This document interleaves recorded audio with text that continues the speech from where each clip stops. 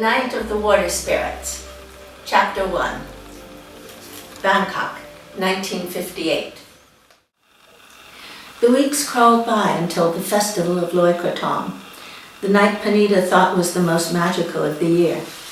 It was the one when the banks of Bangkok's flowing canals and majestic Chao Phraya River teemed with life, and their waters shimmered with lights from a multitude of candles.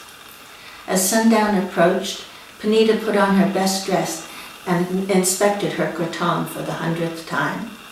Its banana leaf base had been shaped into a perfect boat and piled high with flowers, incense, and a candle.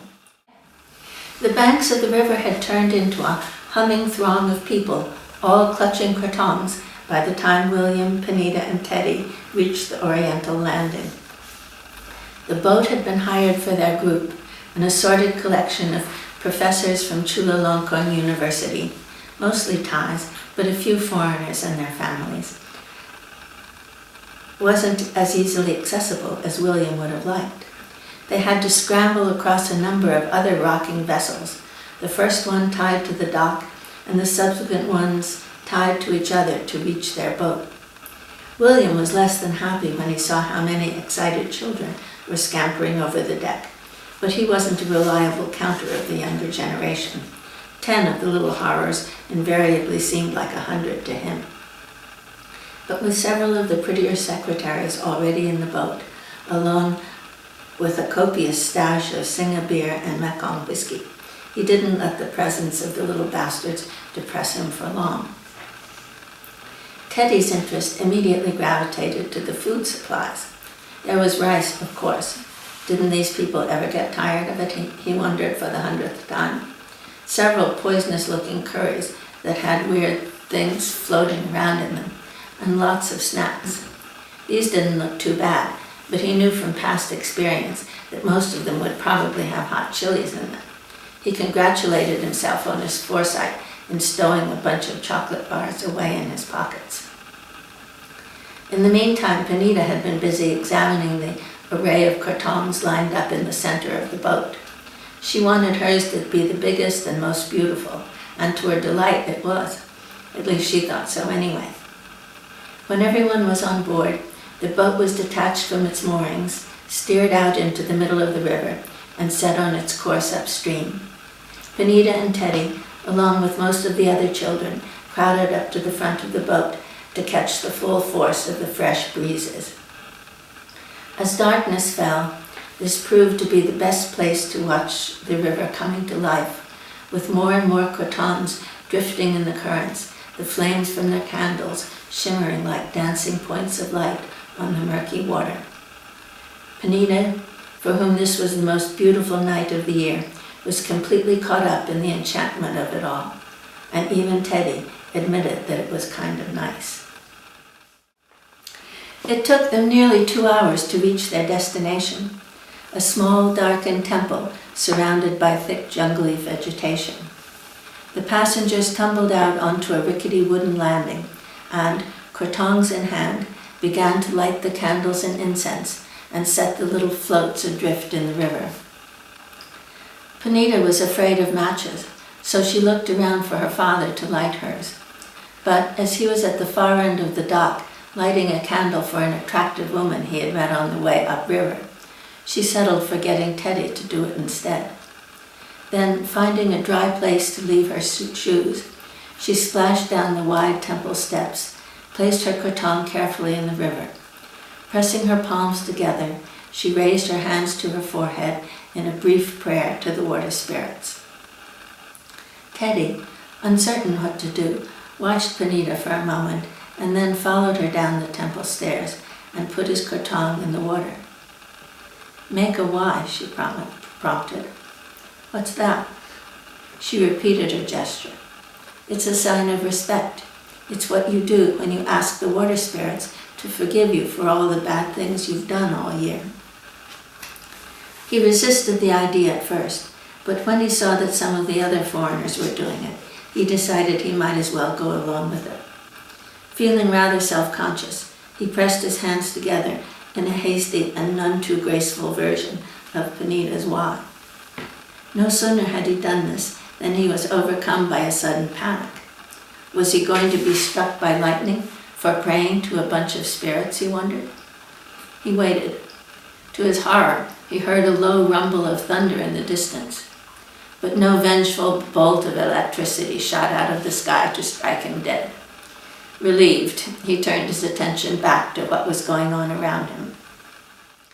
Panita seemed intent on watching the progress of her kratom. At first, it merely drifted with the current, but then, caught by a sudden gust of wind, it gathered momentum and sped swiftly out toward the center of the river, where the stronger breeze soon extinguished the tiny flame from its candle.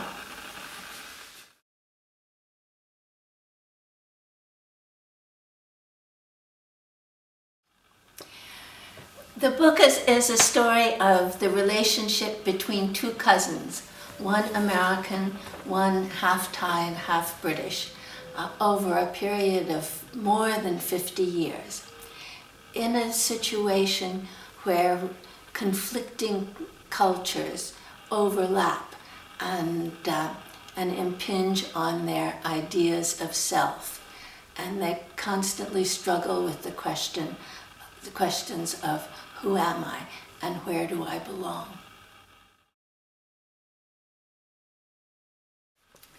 Well, I've always loved to write, and most importantly, I think, is the prolonged fantasy that comes when you write. Everybody has dreams and fantasies, but they generally fade in the morning or, with the first distraction.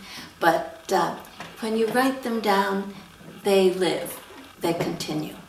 And that's exciting.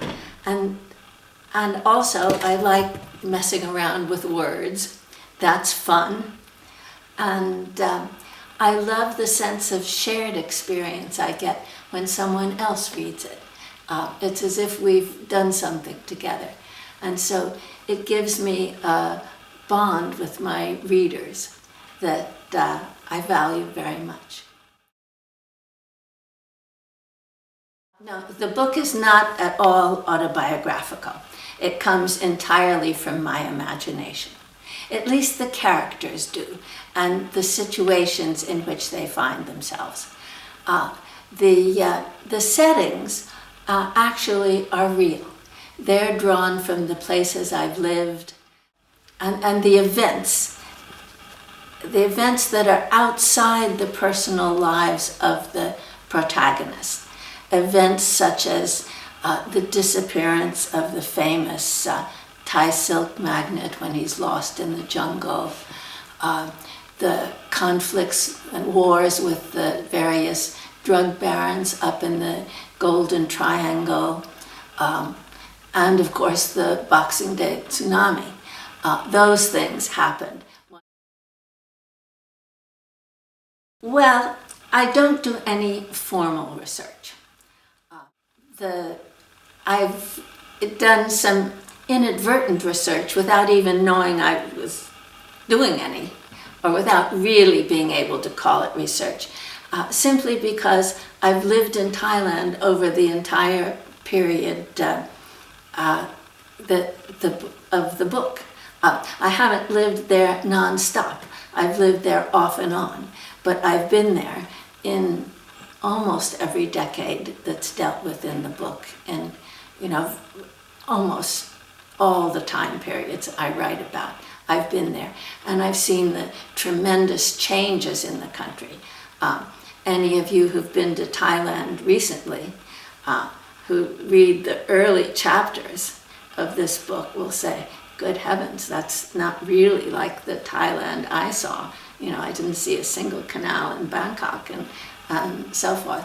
I hope you'll take my word for it. It was like that. It's changed enormously in 60 years.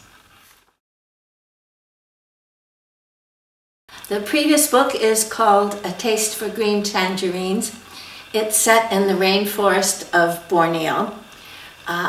It centers around a group of international environmentalists who are working on an ecotourism project.